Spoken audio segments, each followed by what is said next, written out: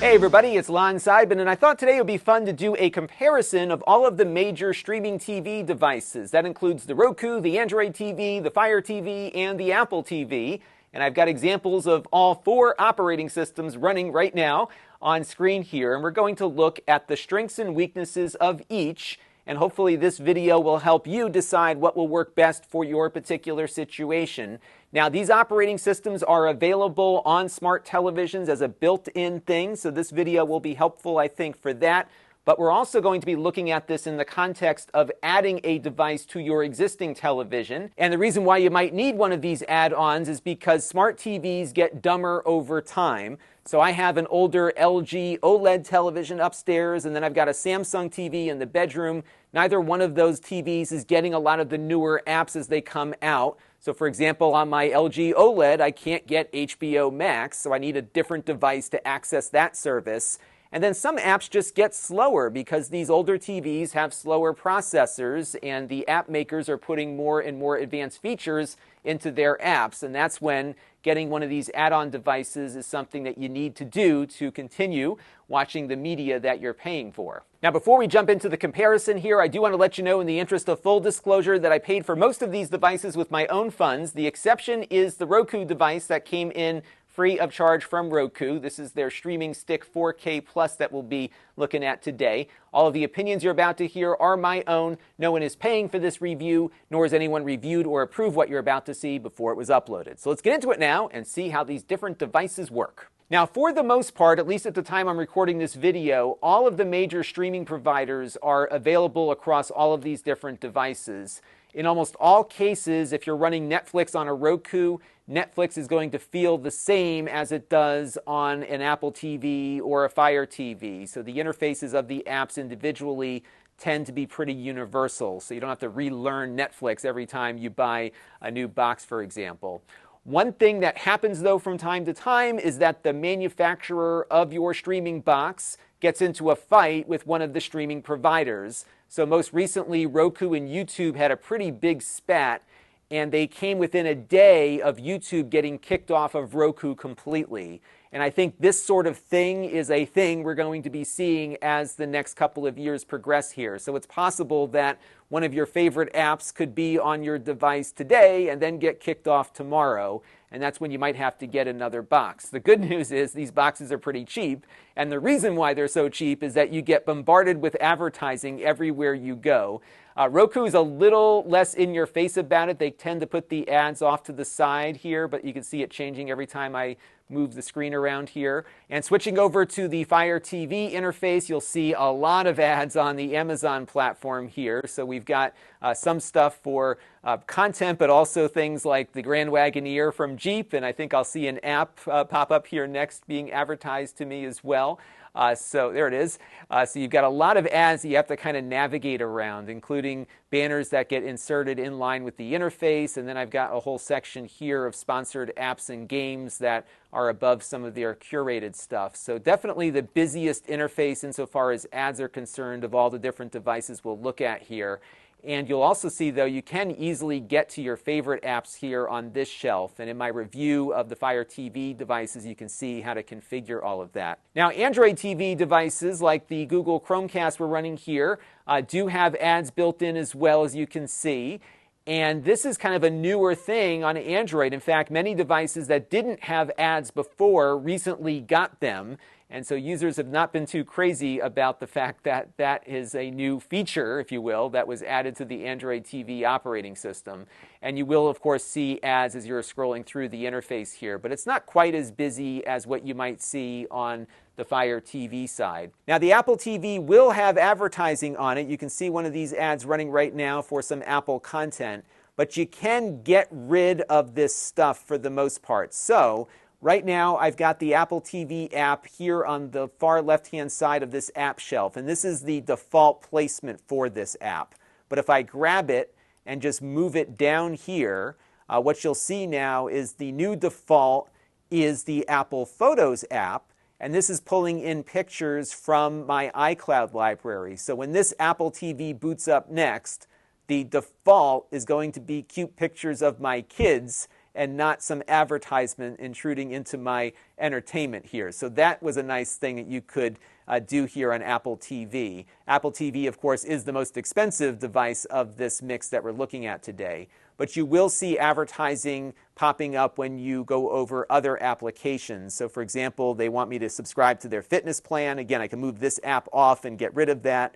You'll also see ads when you go into their app store as well. So you're not going to be completely escaping advertising, but you can clear it out of your interface for the most part here, and that's because you're paying a lot more for an Apple TV box versus a Fire TV stick. And these advertising relationships tend to bias the search results you're going to get when you're hunting around for content. So for example, on the Roku here, I did a search for Star Trek The Next Generation, and these results are probably the best of all 4 of the streaming boxes we're comparing today. So I can find it on Netflix, on Prime Video. I can see which ones sell it by the episode and which ones have it as part of the subscription.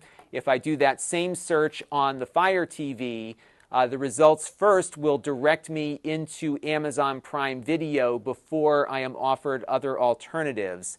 So if I don't have a Prime Video account, I've got to go here to more ways to watch, and then it will only give me Netflix as an option, even though we know it's on more than that.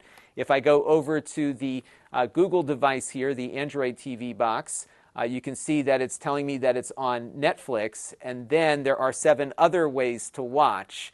So the first option here is a paid button, and the rest are the more organic results here. So this one's a little bit close to Roku perhaps, but you can see how the advertising is biasing the result. And then on the Apple TV, using its built-in search, we get brought to this very nice landing page. But look what happens when I go to play back Star Trek. It's asking me to install Hulu. So the first click is for something that's not even installed on my Apple TV, nor am I a subscriber. I've got to scroll down here to see where else I can find it. And missing from the list for some reason is Netflix, where that show is located, where I have a subscription and an app installed. But unfortunately, because Apple and Netflix are having some disagreements, Netflix is not showing up in these search results. So you can see just how the business of the streaming world can often impact the quality of the search results that we get. But if you are looking for a way of finding all of your favorite shows, I have found the Real Good search engine to be pretty useful. It's free, you can personalize it, you can have it track your favorite shows so you know when a new episode is uploaded, and I found it to be a good alternative to using some of the universal searches that, quite frankly, are broken across most of these devices. All right, so now that we know what these things have in common, let's see how they differ and what each platform's strengths are. And we'll begin with the Roku device and look at a few of the things that set it apart. For me, what I like about Roku is that it's the simplest of all of these players. The interface is not that cluttered. The only apps that you can download really are media streaming apps. So these things are designed to play back media and nothing else. And I think that does have some strengths, especially if you're just looking for something to play back Netflix and other streaming providers on. Another neat thing about the Roku is that it actually plays the best with Apple devices. And so most of the current Rokus support AirPlay 2. And what I can do here, for example, is take out my iPhone, tap on my screen mirroring icon, and with a tap here, it will automatically allow me to project my iPhone or iPad or Mac onto a television screen with pretty minimal latency here. This, of course, you can do with the Apple TV, but if the Apple TV is too expensive for you, these very inexpensive Rokus will do this too. The Fire TV will do this on some of their television-based devices, but not their inexpensive sticks.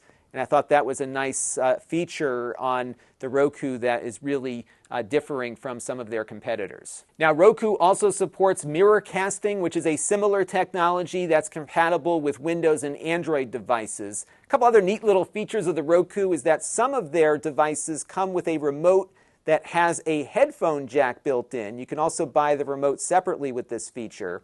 And when you plug headphones into the headphone jack, it disables audio going to the television, and you can watch on your big TV, but listen through headphones so you don't disturb your partner at night. So I like to watch a lot of sci-fi shows that my wife is not too big of a fan of, and I can watch those shows without disturbing her on the television. And what's really cool, though, if I get my app open here, is that they have an app that runs on iOS and Android that will also do that private listening thing. So when I click on the headphone icon here, what this will do is channel the audio from the Roku through my phone. And if I have headphones connected to my phone, I get the same functionality as I do with the remote with the headphone jack.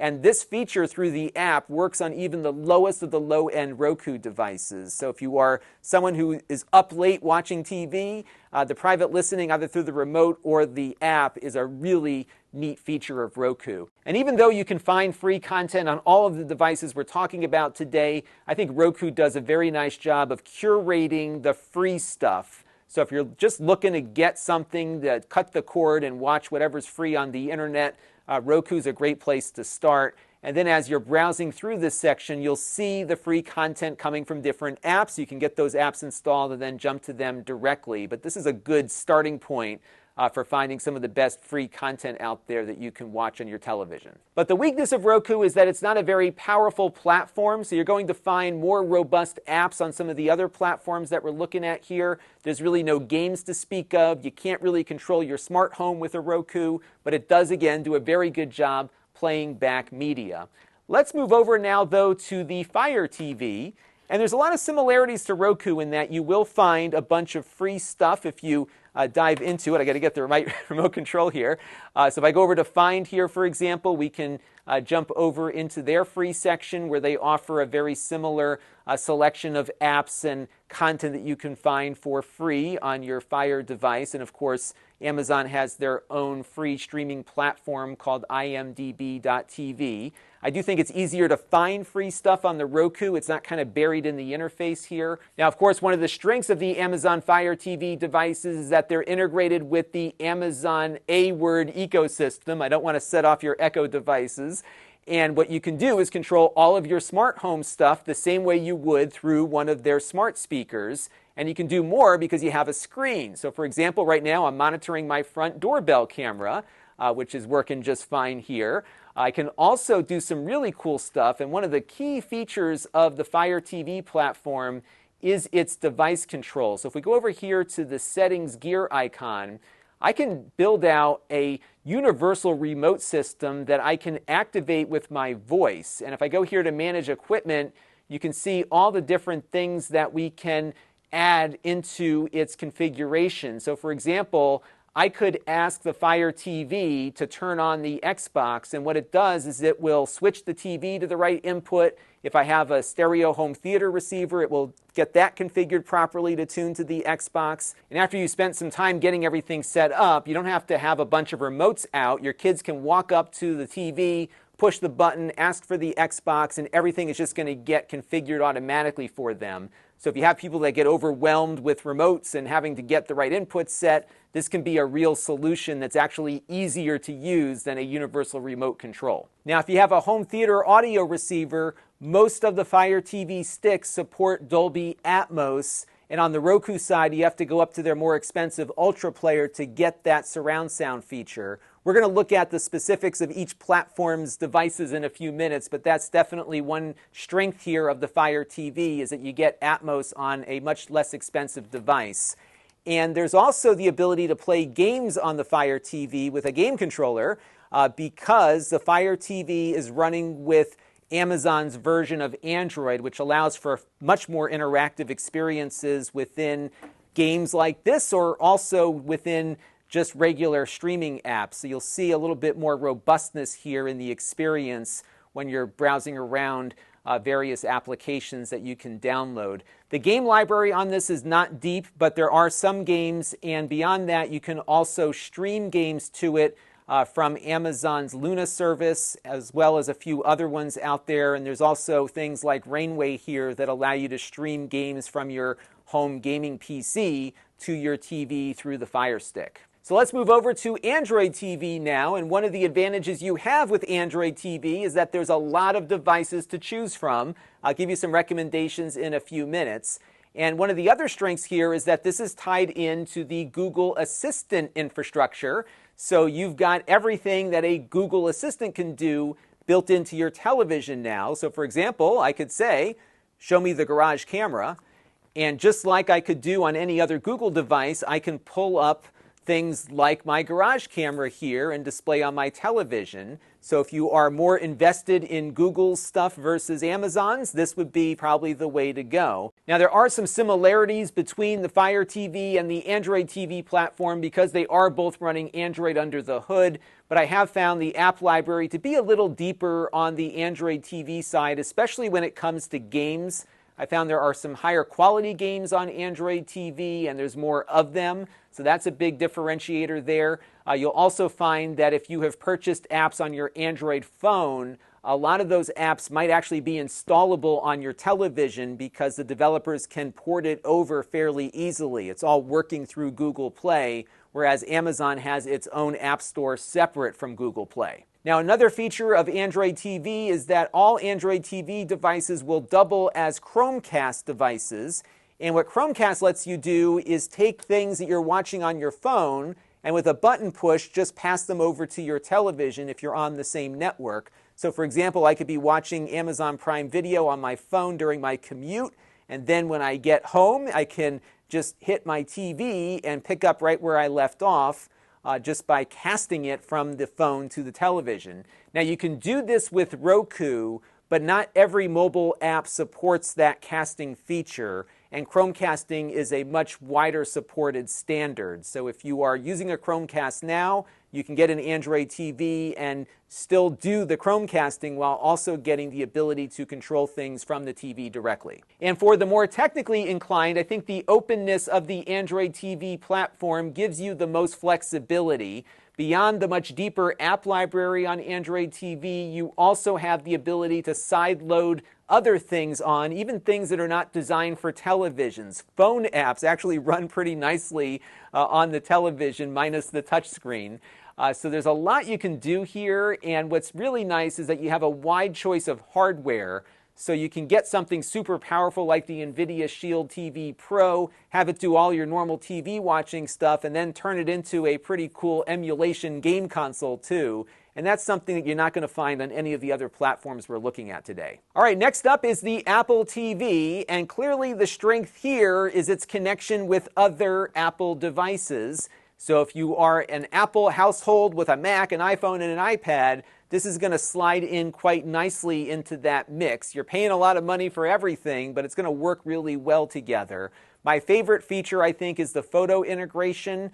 This is not done as well on any of the other platforms, but here, once you boot it up, all of your pictures in your iCloud library and all the videos are here. You can just get at them right away. They've got these really cool curated memories here that you'll often find on your phone. You can pull them up here. It'll play a little song with some photos and videos mixed together from various trips that you've taken. These change all the time, so it's kind of a fun way to just get a little happy memory going if you want a little pick-me-up during the day.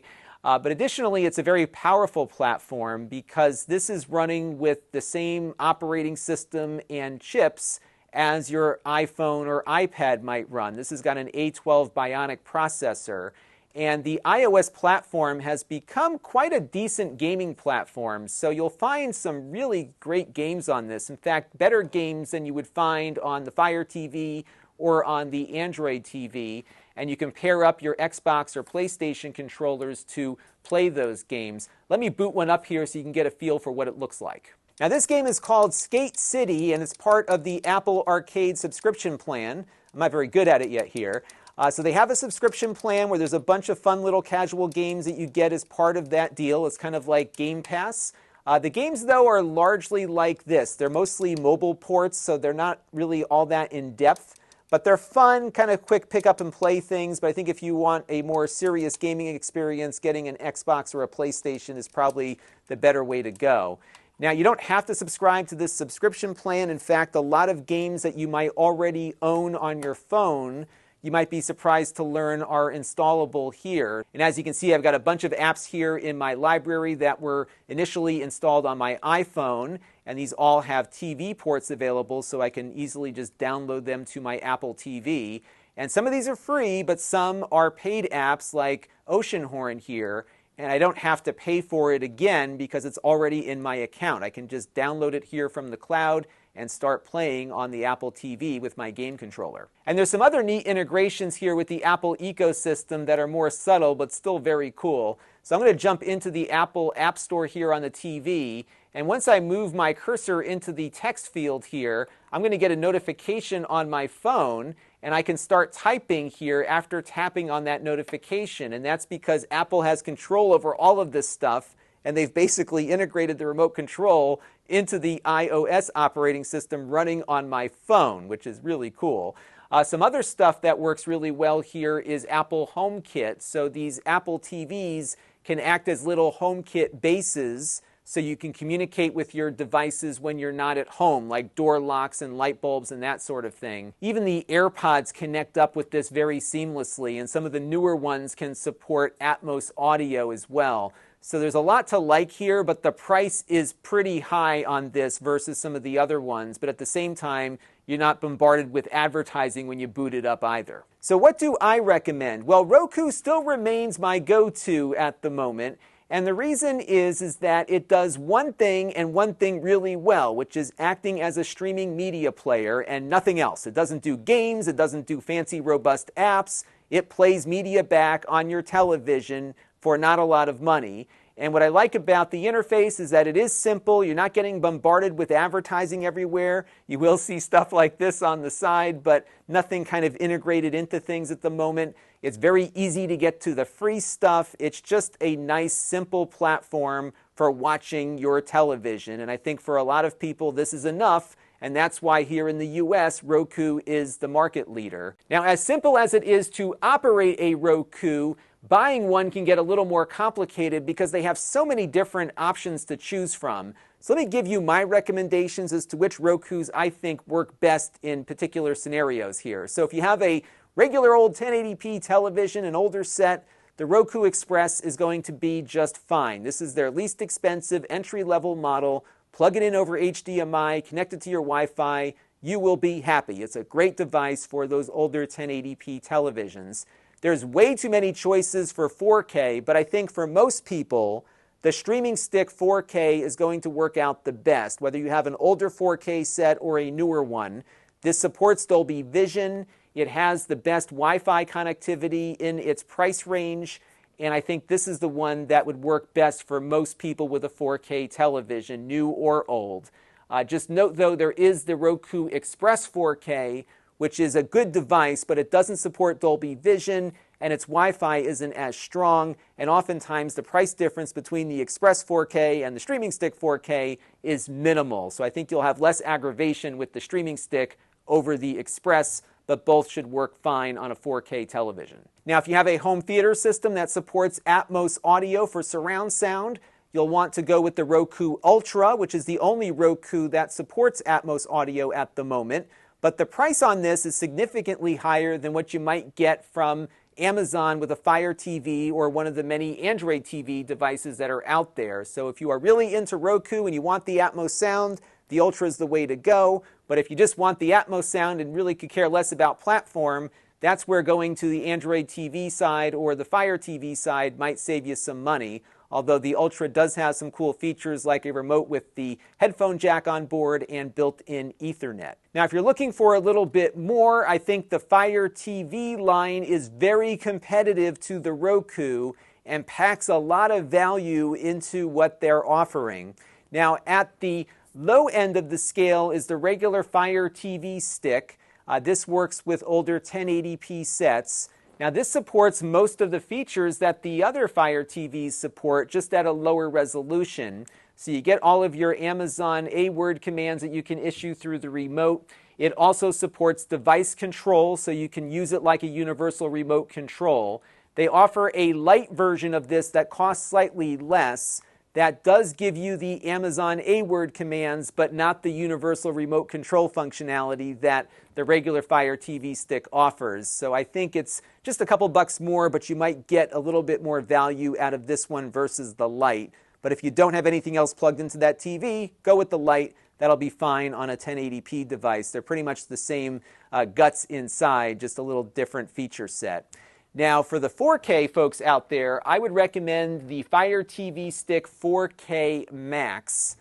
And the reason why I like the Max device over the regular Fire TV 4K is that it has a faster processor, a little more memory on board, and it has Wi-Fi 6 capability, so it does a little better with the Wi-Fi. And I found it to be a very nice alternative to the Roku Ultra because it supports Dolby Atmos and Dolby Vision, has a greater feature set, and it is a lot less expensive. Now, on the more expensive side of things, you have the Fire TV Cube. It's a little faster than the 4K Max Stick, and it doesn't require a button push for your voice commands. So this works exactly like an Amazon Echo device does, but it can also control all the stuff within your home theater setup. So it can be a fun thing to just walk in the room and issue a command to turn the Xbox on, for example, and it will do that for you without having to touch anything. Now, if you're looking for something in the Android ecosystem, I think there are only two choices to consider. If you are on a budget, the Chromecast with Google TV is an exceptional TV player for the price point. It supports 4K, it supports HDR, it supports Dolby Vision and Dolby Atmos, and it's got a really nice feature set that is updated quite regularly by Google, who manufactures it. In fact, a lot of the new Android TV features get put into this device first before they roll out to other Android devices. A great value, and it stacks up very competitively against Roku and the Fire TVs.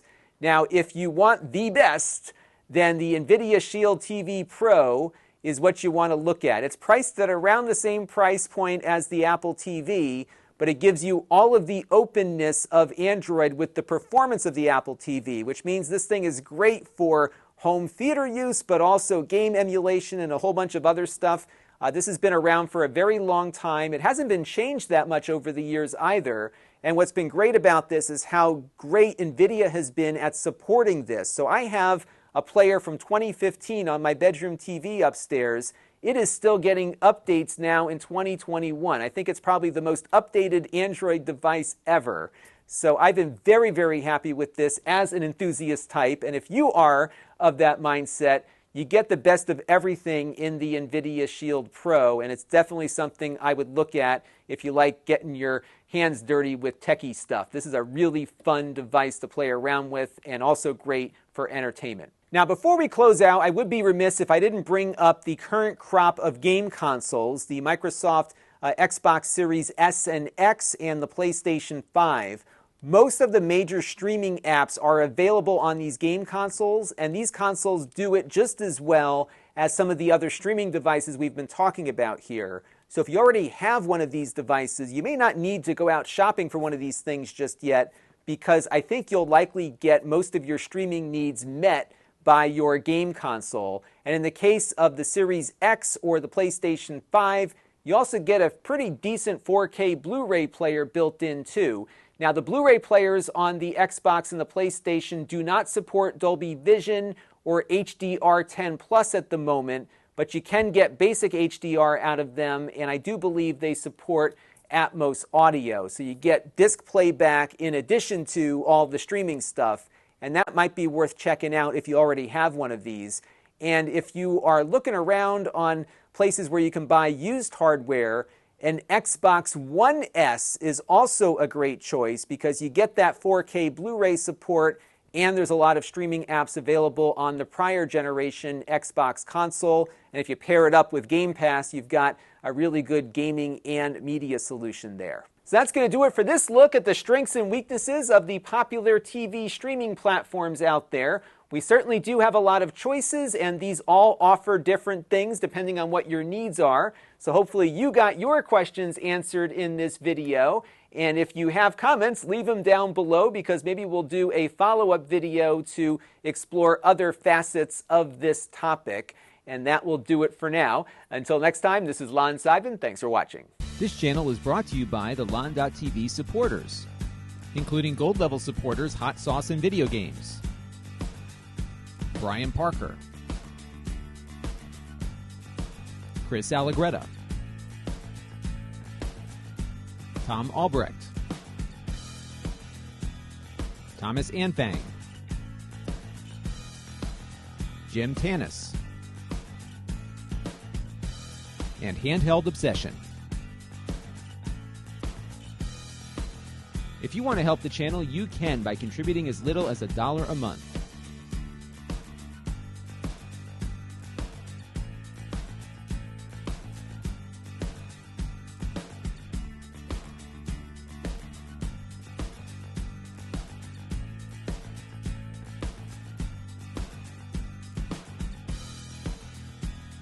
Head over to Lon.TV/support to learn more.